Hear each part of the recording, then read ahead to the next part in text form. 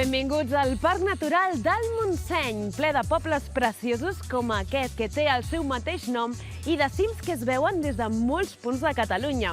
De fet, Montseny vol dir Mont Cygnus, turó, senyal. Trobarem dos climes, l'influenciat directament pel Mediterrani i a més de 1.000 metres el d'alta muntanya. El Montseny és un parc natural i reserva de la biosfera protegit per la seva gran varietat de paisatges i per la proximitat a la civilització. Aquesta simbiosi entre la natura i l'ésser humà fa que sigui un oasi ple de rutes que avui us apropem. Poseu-vos còmodes, que comencem el viatge. El Parc Natural del Montseny, de 31.000 hectàrees i declarat el 1987, es situa al nord de la serralada prelitoral entre les comarques del Vallès Oriental, Osona i la Selva.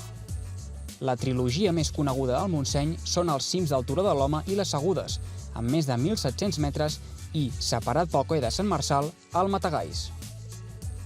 El Montseny és un bloc geològic aixecat enmig d'unes àrees deprimides que això s'anomena horst i està format per vessants rocallosos que reben el nom de cingles i esqueis.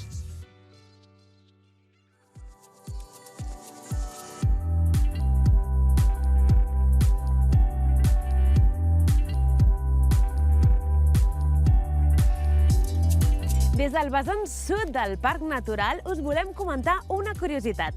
Com veieu, hi ha runes humanes que daten del segle XVIII, però no són les úniques. També trobem dòlmens amb més de 4.000 anys d'antiguitat. Això ens demostra que l'humà ha viscut aquí des de fa molt de temps. I això no és normal, perquè s'acostumen a habitar abans les planes que les muntanyes.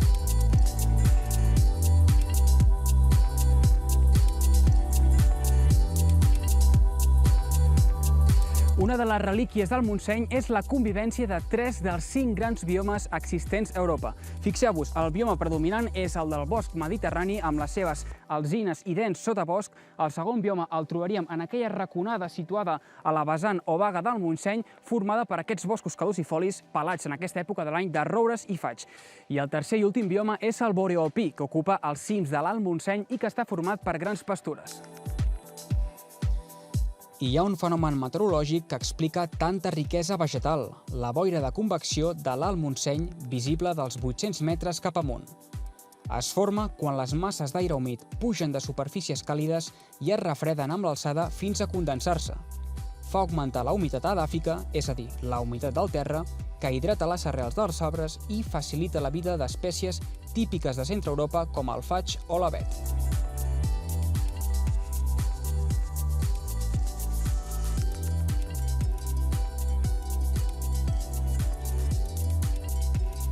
La precipitació és molt abundant però no homogènia a causa de les diferents altituds i orientacions del Parc Natural.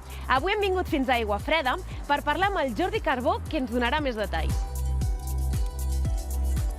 És curiós perquè, tot i trobar-nos al Montseny, no és una part on la pluja sigui abundant. Ens trobem a sotavent dels vents més humits de la Mediterrània i això fa que sigui una part més eixuta.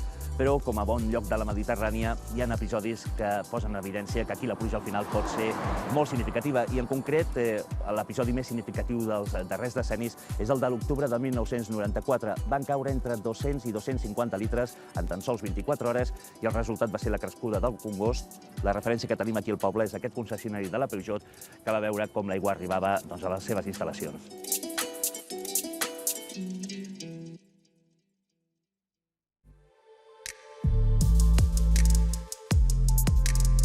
Aquest mateix riu Congost, que ara baixa tranquil·lament, recull bona part de les pluges que cauen a l'Alt Montseny. Moltes d'aquestes precipitacions també són en forma de neu a causa de les baixes temperatures i de la privilegiada alçada. I ens acomiadem del Parc Natural del Montseny amb aquestes precioses vistes de la Vall de la Tordera, vigilades per al Turó de l'Home, i a l'horitzó el mar Mediterrani, avui sí, amb bona visibilitat als peus del Mont Negre.